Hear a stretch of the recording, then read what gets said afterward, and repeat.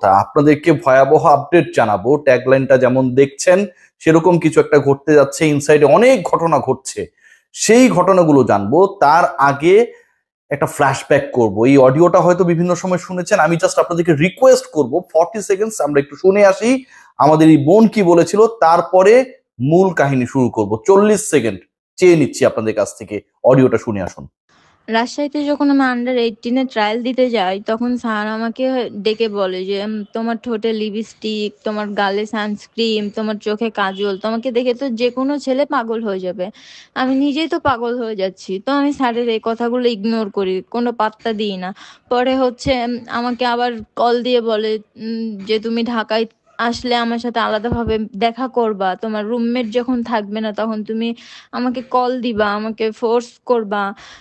তারপরে আমাকে বলে যে তোমার খেলার বিষয়ে একটু দেখবো, তোমার ঢাকার খরচ আমি দেখবো, তুমি বিষয়গুলো কাউকে জানাবা না, কাউকে বলবা না, আমাদের মধ্যে সিক্রেট থাকবে। যে রোমান্টিক মানুষটার ব্যাপারে ব্যাখ্যা করছিলেন বা বর্ণনা করছিলেন, অথবা সেই বিরক্তিকর ভয়াবহ অভিজ্ঞতার কথা বলছিলেন আমাদের বয়সভিত্তিক দলের এক ক্রিকেটার, আমি তার নামটা উল্লেখ করবো না, অনেক জায়গায় করা হয়েছে, আমি বলতে চাই না তার নাম, কারণ তিনি ভিকটিম। সেই ক্রিকেটার যার ব্যাপারে বলছিলেন, আপনাদের শুনে মনে হতে পারে যে এটা কি আসলে রোমান্সের কিং শাহরুখ খান তাকে যে কথাগুলো বলছিল, তোমার ঠোঁট সুন্দর, তুমি কাজল দিলে ভালো লাগে, সানস্ক্রিন ইউজ করলেও নাকি ভালো লাগে, মানে বুঝলাম না এটা কোন টাইপের ভালো লাগা। তুমি আমাকে ফোন করবা, আমাকে ফোর্স করবা, এবং যখন রুমে একা থাকবা তুমি আমাকে ডাকবা, এবং তোমার আশপাশে কেউ যেন না জানে। মনে হতে পারে যে এটা কোনো একটা হিন্দি মুভি, বাংলা মুভি থাকে না, হলিউডের অনেক মুভিতে লাভ ইন ফার্স্ট সাইট, প্রথম দেখাতেই প্রেমে পড়ে যায়, এরকম কোনো ঘটনা, এরকম কোনো ঘটনা না।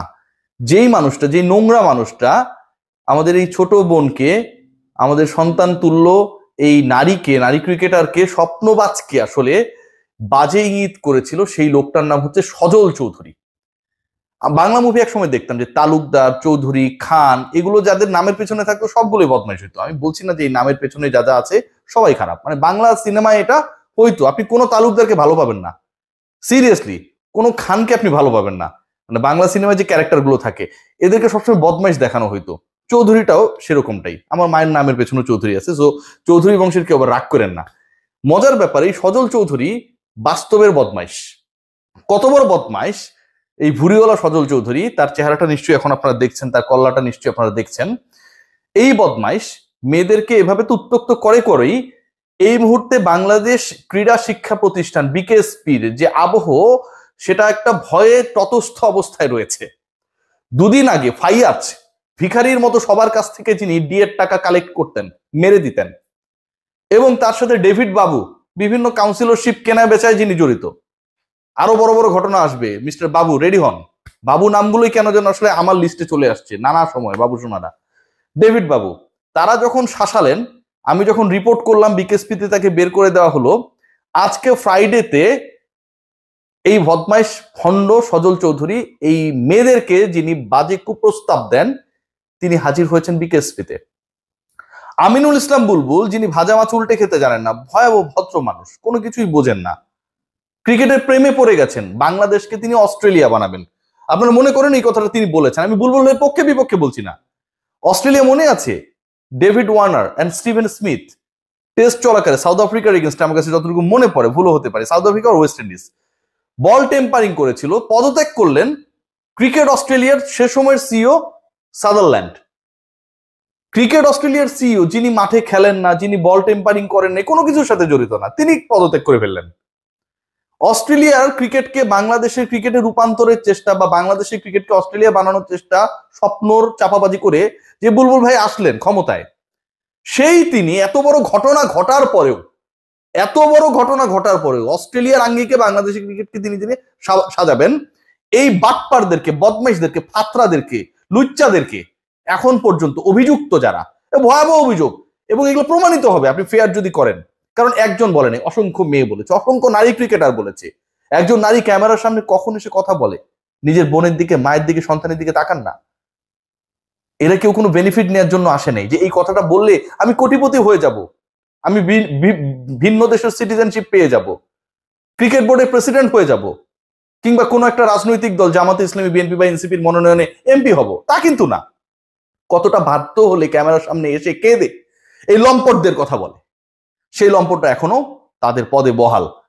বাংলাদেশকে অস্ট্রেলিয়া বানানোর স্বপ্ন দেখা বুলবুল ভাই, যেহেতু অস্ট্রেলিয়ান টাইমের সাথে আমাদের এই মুহূর্তে 5 ঘন্টা ডিফারেন্স, তিনি সম্ভবত ঘুমিয়ে থাকেন যখন সজল চৌধুরীরা নোংরামি করার জন্য আজকেও বিকেএসপিতে যায়।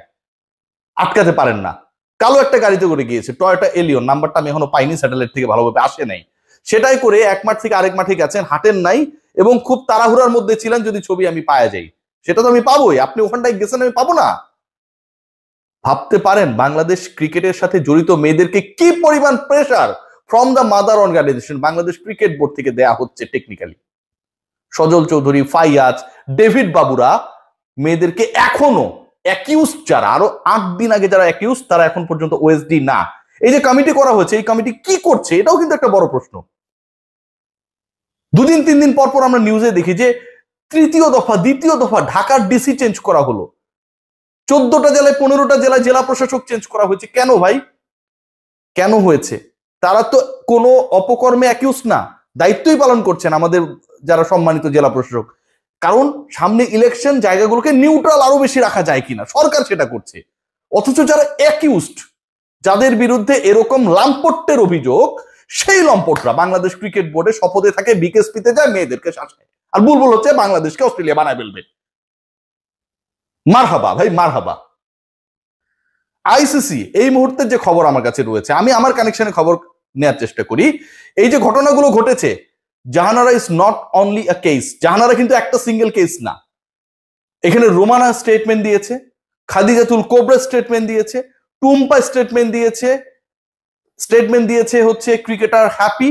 আমরা যদি খেয়াল করে দেখি, স্টেটমেন্ট দিয়েছে আদুরি, অসংখ্য ক্রিকেটার, শুকতারা, অসংখ্য ক্রিকেটার কথা বলেছে এই লম্পটদের এগেনস্টে, এই প্রসেসের এগেনস্টে।